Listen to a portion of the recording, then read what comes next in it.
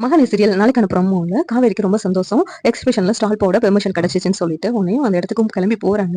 அங்க போயிட்டு, "சார் நீங்க வந்து 3 இயர்ஸ் எக்ஸ்பீரியன்ஸ் இருந்தா தான் வந்து எங்க ஸ்டால் போட முடியும்னு சொல்லியிருந்தீங்க. ஆ எங்களுக்கு கிடைக்காதுன்னு தான் நாங்க நினைச்சோம். திடீர்னு எப்படி சார் எங்களுக்கு பெர்மிஷன் குடுத்தீங்க?" அப்படின்னு சொல்லி காவேரி கேட்கறாங்க. உடனேவும், "அதாவது மேம், உங்க அப்பளம் பத்தி விசாரிச்சோம். உங்களுடைய அப்பளம் வந்து ரொம்ப தரமான அப்பளம்னு சொல்லிட்டு கேள்விப்பட்டோம். ஒருத்தவங்க ரெக்கமெண்டேஷன் பண்ணாங்க. அதனால தான் உங்களுக்கு பெர்மிஷன் குடுத்தோம்." அப்படின்னு சொல்றாங்க. "பாத்தீங்களா? எங்களோட அப்பளத்தோட புகழ எவ்வளவு தரமான அப்பளமா இருந்துச்சுன்னா, நீங்க எங்களுக்கு பெர்மிஷன் குடுப்பீங்க." அப்படின்னு சொல்லிட்டு காவேரி ரொம்ப பெருமையா பேசுறாங்க. உடனேவும் அந்த அதிகாரியும், "ஆமாம்மா, நீங்க அங்க ஸ்டால் போடுறது எல்லாத்தையும் நீட்டா மெயின்டெயின் பண்ணணும். எதுவும் அங்க வந்து ஆரோக்கியம் குறைவா இருக்கிற மாரி எதுவும் நடந்துக்க கூடாது." அப்படின்னு சொல்லிட்டு சொல்றாங்க. "சரிங்க சார், அதெல்லாம் நாங்க ரொம்ப நீட்டா தான் பாத்துக்குவோம். நீங்க ஒண்ணும் பயப்பட தேவையில்ல." அப்படி சொல்லிட்டு காவேரி சொல்றாங்க. குமரன் மாமா நிவின் கிட்ட எதுவும் பேசியிருப்பாரோ?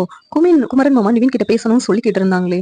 ஒருவேளை பேசி ரெக்கமெண்டேஷன் பண்ணி தான் வந்து நமக்கு இந்த ஸ்டால் போடுறதுக்கு பெர்மிஷன் குடுத்துருப்பாங்களோ அப்படின்னு சொல்லிட்டு காவேரி நினைச்சுக்கிட்டே வெளியில வர்றாங்க. வெளியில வரும்போது காவேரிக்கு ஒரு ஃபோன் கால் வருது. வேற யாரும் இல்ல, நம்ம விஜய் தான். விஜய் கால் பண்ணி, "என்ன மேடம், கங்ராச்சுலேஷன், ஃபுட் ஃபெஸ்டிவல்ல ஸ்டால் போடுறதுக்குலாம் பெர்மிஷன் குடுத்துட்டாங்க போலுக்க." அப்படின்னு சொல்லிட்டு விஜய் சொல்றாங்க. உடனே காவேரி, "இது எப்படி உங்களுக்கு தெரியும்?" அப்படின்னு சொல்லி கேக்குறாங்க. "அன்னைக்கு நீங்க தானே என்கிட்ட சொன்னீங்க, எக்ஸிபிஷன்ல ஸ்டால் போடுறதுக்கு பெர்மிஷன் குடுக்கல. அதனால எனக்கு ரொம்ப வருத்தமா இருக்கு. என்னுடைய அப்பள பிசினஸ வேற டெவலப் பண்ண முடியலன்னு ரொம்ப ஃபீல் பண்ணீங்களே." "என்னுடைய காவேரி ஃபீல் பண்ணலாமா? நான் ஃபீல் பண்ண விடுவேனா?" அதனாலதான் உடனே எங்க எக்ஸிபிஷன் போடுறாங்கன்னு கேட்டு தெரிஞ்சுக்கிட்டு உனக்கும் கால் பண்ணி பெர்மிஷன் குடுக்கறதுக்கு ரெடி பண்ணிட்டேன் அப்படின்னு சொல்லிட்டு விஜய் சொல்றாங்க. "ஏய், நீங்க தானா? ஐயோ, நான் கொஞ்சம் கூட யோசித்து பார்க்கலையே. நான் எங்க இடம்னு சொல்லலையே. அப்புறம் எப்படி யார் மூலமா கிடைச்சிருக்கோன்னு ரொம்ப யோசித்துக்கிட்டே இருந்தேன். கடைசியில நீங்க தானா? ரொம்ப நன்றிங்க. எங்களுடைய அப்பள பிசினஸ் பெருசா டெவலப் பண்ணணும்னு தான் என்னுடைய எய்மா இருந்துச்சு. அதுக்கு நீங்க ஹெல்ப் பண்ணியிருக்கீங்க பாத்தீங்களா? சூப்பருங்க." அப்படின்னு சொல்லிட்டு காவேரி சொல்றாங்க. "ஓய், எதுக்கு இப்ப நன்றியெல்லாம் சொல்லிக்கிட்டு இருக்க? என்னுடைய காவேரி எப்பயுமே சந்தோஷமா இருக்கணும். இந்த சர்ப்ரைஸ பார்த்து நீ ரொம்ப சந்தோஷப்பட்டல்ல, அதுதான் எனக்கு வேணும்." அப்படின்னு சொல்லிட்டு விஜய் சொல்றாங்க. உடனே காவேரி சிரிச்சுக்கிட்டு இருக்காங்க.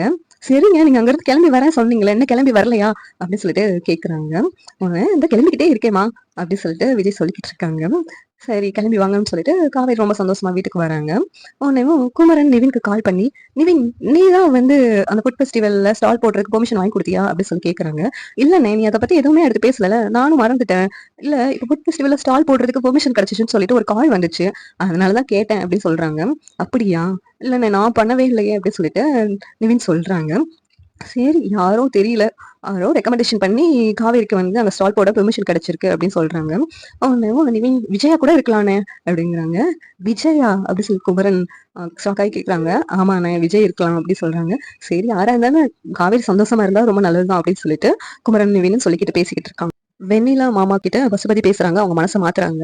"இந்த பொண்ணு இந்த மனநிலையோட நீங்க ஊருக்கு கூட்டு போனீங்களா? அந்த பொண்ணு விஜயே நினைச்சுக்கிட்டு இருக்கா. விஜய் நினைச்சுட்டேவும் அப்படியே பைத்தியம் ஆயிட்டா. உங்க பொண்ணு பைத்தியமாறது உங்களுக்கு பிடிச்சிருக்கா? அப்படி எதுவும் நடக்கக்கூடாதுன்னா முதல்ல நான் சொல்றத நீங்க கேளுங்க." அப்படின்னு சொல்லிட்டு பசுபதி சொல்றாங்க.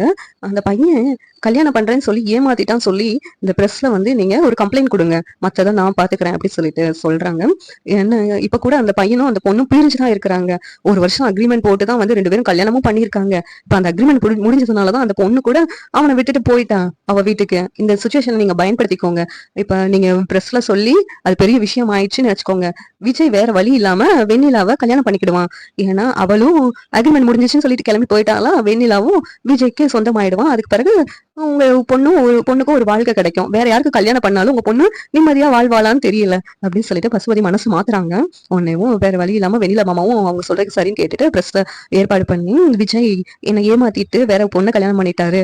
விஜய் என்னை ஏமாத்திட்டாரு அப்படின்னு சொல்லிட்டு கல்யாணம் பண்றேன்னு சொல்லி ஏமாத்திட்டாருன்னு சொல்லிட்டு வெண்ணிலா பேசிக்கிட்டு இருக்காங்க." இதெல்லாம் காவேரி வீட்ல உள்ளவங்க எல்லாம் நியூஸ்ல பாக்குறாங்க. பார்த்துட்டு, "இங்க பாருடி இந்த பையனோட லட்சணத்தை. இந்த பையனை இவ்வளவு நம்புறியா நீ? இன்னும் நம்புறியா?" அப்படின்னு சொல்லிட்டு சாரதா கேக்குறாங்க. "அம்மா, இந்த பொண்ண எனக்கு நினைச்சா ஏதோ தப்பா தெரியுதுமா." அப்படின்னு சொல்லிட்டு காவேரி சொல்லிக்கிட்டு இருக்காங்க. "எனக்கு விஜய் மேல நம்பிக்கை இருக்கு." அப்படின்னு சொல்றாங்க. அடுத்து வெண்ணிலா மாமா வெண்ணிலாவ கூப்பிட்டுட்டு விஜய் வீட்டுக்கு போறாங்க. போயிட்டு, "உங்களுக்கும் உங்க பொண்டாட்டிக்கும் கல்யாணமானது அக்ரிமெண்ட் கல்யாணமாமே. அது எங்களுக்கு இப்பதான் தெரிஞ்சுச்சு. அந்த பொண்ணும் உங்கள பிரிஞ்சு போயிடுச்சாமே. இப்ப நீங்க வெண்ணிலாவ கல்யாணம் பண்ணிக்கலாம்ல தம்பி." அப்படின்னு சொல்லிட்டு வெண்ணிலா மாமா சொல்றாங்க. இல்லங்க. அதெல்லாம் இப்ப என் மனசுக்குள்ள காவேரி தான் இருக்கிறா. இப்ப கூட அவ என்ன நெனச்சு தான் வாழ்ந்துட்டு இருக்கா. இந்த நேரத்துல நீங்க இப்படி பேசுறதெல்லாம் சரியில்லங்க. வெண்ணிலாவுக்கு நல்ல பையனா பார்த்து நம்ம கல்யாணம் பண்ணி வைக்கலாங்க அப்படின்னு சொல்லிட்டு விஜய் சொல்றாங்க. ஆனா வெண்ணிலா மாமாவும் வெண்ணிலாவும் இத ஏத்துக்கிற மாரி இல்ல. வெண்ணிலா வெண்ணிலா மனசு ஃபுல்லா நீங்க தான் இருக்கீங்க தம்பி. இந்த நிலைமையில இவ ஹாஸ்பிட்டல்ல வேற ட்ரீட்மெண்ட் பண்ணனால பழைய ஞாபகம்லாம் இப்பதான் வந்திருக்கு. மறுபடியும் இவ குழப்பத்துல போயிட்டான்னா, பழைய ஞாபகம்லாம் போகாம இவளுக்கு ஏதாவது ஆயிடுச்சுன்னா, அத பார்க்குற மனநிலை எனக்கு இல்ல தம்பி. ப்ளீஸ் தம்பி நீங்களே என் பொண்ண கல்யாணம் பண்ணிக்கோங்க அப்படின்னு சொல்லிட்டு வெண்ணிலா மாமா சொல்லிக்கிட்டு இருக்காங்க. நீங்க புரியாத மாதிரி பேசிக்கிட்டு இருக்கீங்க. அக்ரிமெண்ட்டும் இல்ல, ஒரு மண்ணும் இல்ல. காவேரி தான் வந்து என் பொண்டாட்டி அப்படி சொல்லிட்டு காவேரி பத்தி ரொம்ப பெருமையா விஜய் பேசிக்கிட்டு இருக்காங்க. உடனே இந்த நேரத்துல பிரஸ்ல உள்ளவங்கலாம் வந்துடுறாங்க. வந்துட்டு விஜய் முன்னாடி வந்துட்டு கேமரா ஆன் பண்ணி பேச போறாங்க. எல்லாத்தையும் போங்க போங்கன்னு பத்தி விடுறாங்க. உடனே நீங்க வந்து வெண்ணிலாவை ஏமாத்தி இன்னொரு பொண்ணை கல்யாணம் பண்ணிக்கிட்டீங்கன்னு சொல்லி அவங்க சொல்றாங்க. இதெல்லாம் உண்மையா சார் அப்படின்னு சொல்லி கேக்குறாங்க. இல்ல நான் எந்த பொண்ணை ஏமாத்தல, காவேரி தான் என் பொண்டாட்டி அப்படின்னு சொல்லிட்டு இந்த நேரத்துல விஜய் சொல்றாங்க. இதையும் தான் வந்து காவேரி வீட்டுல உள்ளவங்க எல்லாம் பாத்துக்கிட்டு இருக்காங்க டிவில. உடனேவும் காவேரி சந்தோஷமா சொல்றாங்க. இப்ப தெரியுதா என்ன விஜய் வந்து எப்படிப்பட்டவர்னு. இப்ப ஊர் உலகம் தெரியுற மாதிரி நான் தான் பொண்டாட்டின்னு சொல்லிட்டாரு பாத்தீங்களா அப்படின்னு சொல்லிட்டு சொல்றாங்க.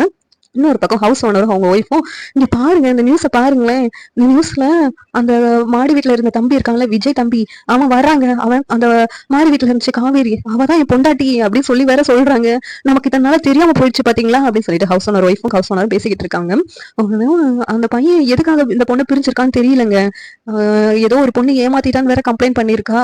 என்ன பிரச்சனைனே தெரியலங்க. அந்த பையன் வந்து நான் முதல்ல கேட்கணும் அப்படின்னு சொல்லிட்டு ஹவுஸ் ஓனர் சொல்லிக்கிட்டு இருக்காங்க. இன்னொரு பக்கம் நான் இப்போதைக்கு விஜய்க்கு சப்போர்ட்டா விஜய் கூட இருக்கணுமா, நான் இங்க இருந்து கிளம்புறேன் அப்படின்னு சொல்லிட்டு காவேரி கிளம்பி போறாங்க. உடனே ஹவுஸ் ஓனர் ஒய்ஃப் மறைச்சிக்கிட்டு, என்னடி அந்த மேல வீட்டு பையன் தான் புருஷனா, இதனால சொல்லவே இல்லை, இப்பதான் நியூஸ்லயே சொல்றாங்க அப்படின்னு சொல்லி அவன் தான் சொல்றான் அப்படின்னு சொல்லிட்டு சொல்றாங்க. ஆமா இப்ப என்ன மாமி உங்களுக்கு தெரியும், நான் இப்ப கிளம்பணும் அவசரமா அப்படின்னு சொல்லிட்டு காவேரி அந்த இடத்த விட்டு கிளம்பி போறாங்க. காவேரி நேரா விஜய் வீட்டுக்கு போறாங்க. விஜய் வீட்டுக்கு போயிட்டு அங்க எல்லாரும் பிரஸ்ல உள்ளவங்க நின்றுட்டு இருக்காங்க. நின்றுட்டு இருக்கும்போது காவேரி கிட்டையும் கேள்வி கேட்கறாங்க. நீங்க வந்து விஜயோட முன்னாள் ஒய்ஃபா அப்படின்னு சொல்லி கேக்குறாங்க. அவருக்கு ஏற்கனவே நீங்க அக்ரிமெண்ட் படி கல்யாணம் பண்ணீங்கன்னு கேள்விப்பட்டோமே, ஒரு வருஷம் பொண்டாட்டியா இருக்கிறதுக்கு நீங்க எப்படி சம்பாதிச்சீங்க அப்படின்னு கேக்குறாங்க. உடனே காவேரிக்கு சம கோவம் வருது.